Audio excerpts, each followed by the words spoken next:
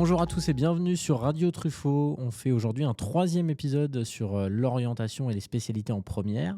Bonjour à toi, merci d'être avec nous.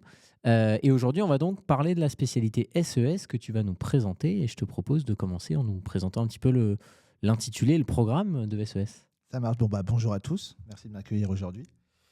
Donc, si je présente la spécialité, avant de développer ce que c'est que la spécialité SES, mais les SES en général, c'est les sciences économiques et sociales, qu'on appelle communément SES. Donc, c'est un mélange de trois disciplines, à savoir la science économique, la sociologie et la science politique. Donc, autrefois, c'était simplement une option en classe de seconde générale et technologique. Depuis la réforme de 2019, elle est devenue une matière obligatoire, à l'instar de l'histoire, du français, de l'EPS. Et ensuite, à partir de la première, elle devient un enseignement de spécialité, comme les mathématiques, la physique-chimie ou la SVT.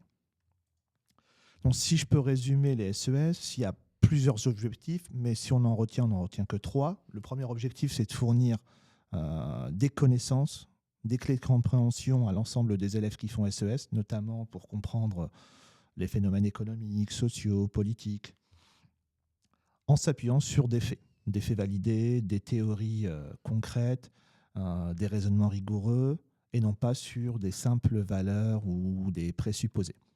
Le tout sur des documents variés, ça peut être des documents statistiques, des textes, des journaux de presse, des documents iconographiques, audiovisuels, etc.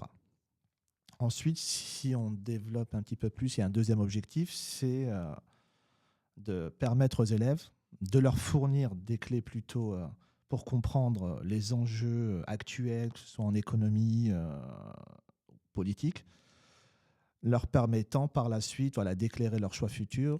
On sait que nos élèves, plus tard, ce seront de futurs électeurs.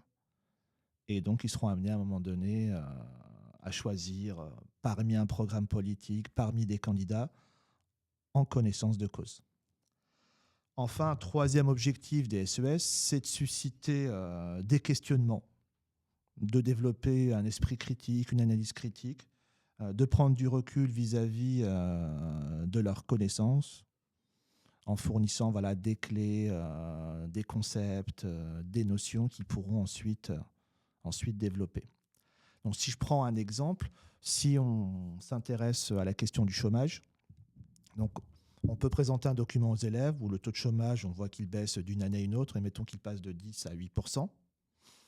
On demande aux élèves ce qu'ils en pensent, ils vont dire effectivement le taux de chômage a bien baissé, que c'est une bonne nouvelle, qu'il y a moins de demandeurs d'emploi, plus de création d'emplois, que le marché du travail se porte bien. Et si on s'arrête là, on reste tel quel. Sauf que nous, on les incite à creuser un petit peu plus loin la question et d'analyser justement comment on mesure ce taux de chômage. Donc, si on regarde la méthodologie qui est utilisée notamment par Pôle emploi, un des critères qui fait qu'on est un demandeur d'emploi, c'est la disponibilité, c'est-à-dire être disponible pour travailler. Et c'est là qu'on se rend compte que à Pôle emploi, aujourd'hui France Travail, on incite pas mal les demandeurs d'emploi à, si je peux dire ça, à s'inscrire à des formations là, pour développer des compétences, mieux s'insérer sur le marché du travail, ou à développer l'auto-entrepreneuriat.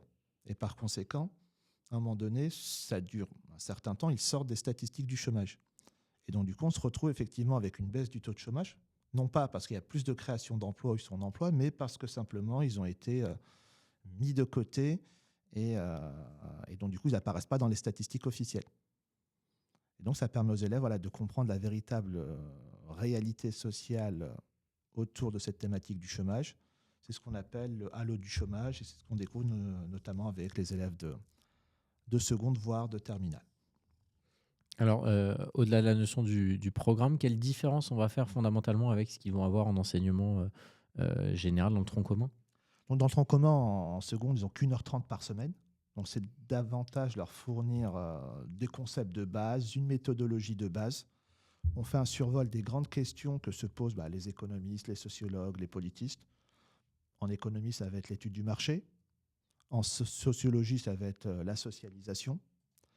Et en sciences politiques, c'est de voir les institutions politiques, les différents types de pouvoirs et les élections. Voilà, grosso modo. modo, si on peut faire un résumé en seconde. Une fois que la SES passe en enseignement de spécialité, là, on creuse davantage les thématiques qu'on a vues en classe de seconde. Donc, par exemple, la thématique du marché, l'analyser à travers 3 chapitres, où on va étudier les différentes structures de marché. Donc, effectivement, ils vont comprendre que l'offre et la demande qui aboutit à un prix d'équilibre en seconde, toutes les structures de marché, en fait, ne passent pas par là.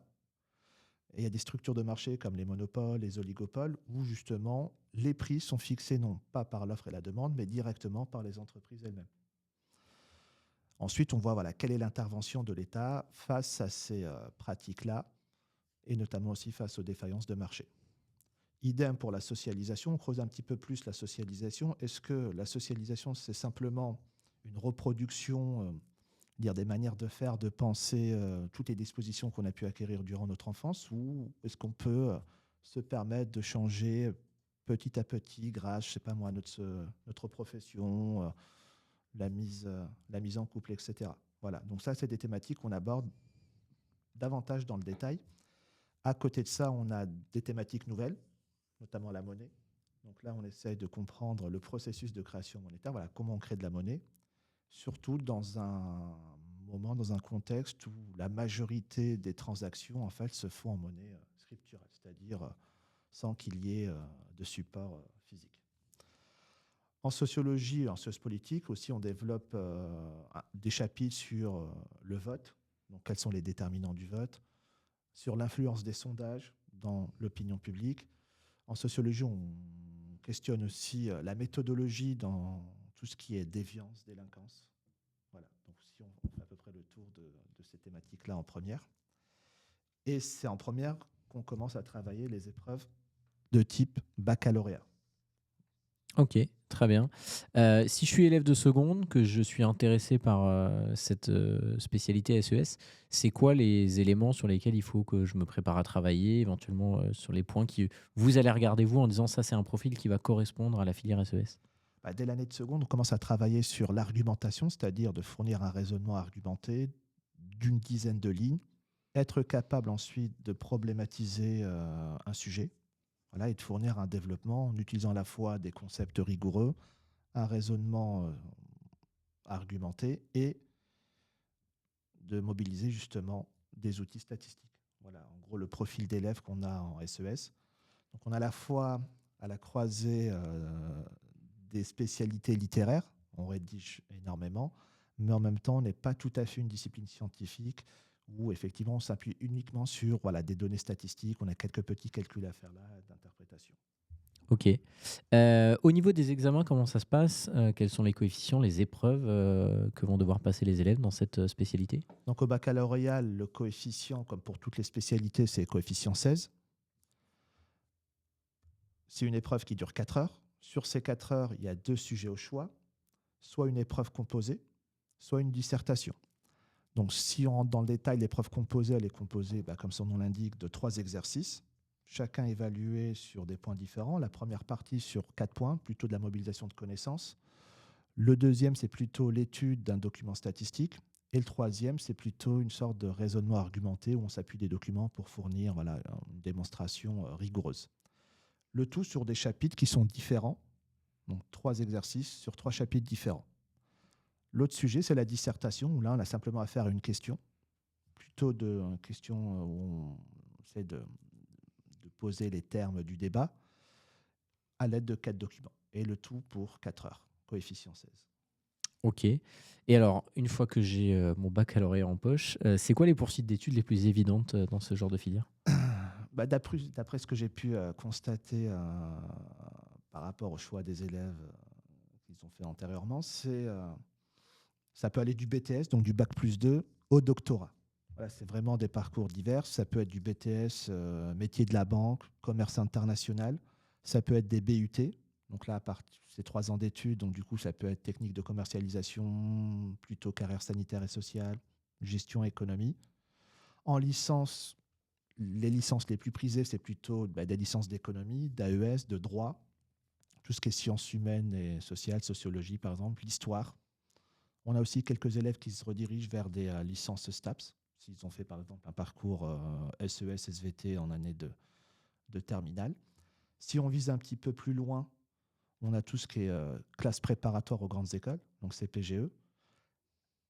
Là, je vais dire, le critère déterminant dans ce cas-là, c'est d'avoir aussi fait mathématiques.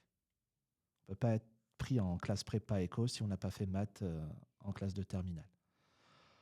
Et ensuite, on a tout ce qui est grande école, plutôt école de commerce, école de journalisme, école d'infirmiers. Et si on vise un petit peu plus loin, tout ce qui est les instituts d'études politiques, notamment Sciences Po Paris, accessible sur dossier, ou l'école normale supérieure, une fois après avoir réalisé une classe préparatoire. Ok, donc des horizons variés. En fait, on peut faire beaucoup de choses avec ces spécialités-là. Exactement. Ok. Eh ben, merci beaucoup pour Je t'en prie. cette présentation, ces informations. On vous donne rendez-vous très bientôt. On refera encore des émissions sur l'orientation. Donc, n'hésitez pas à nous suivre sur notre chaîne YouTube. Merci à tous. À bientôt.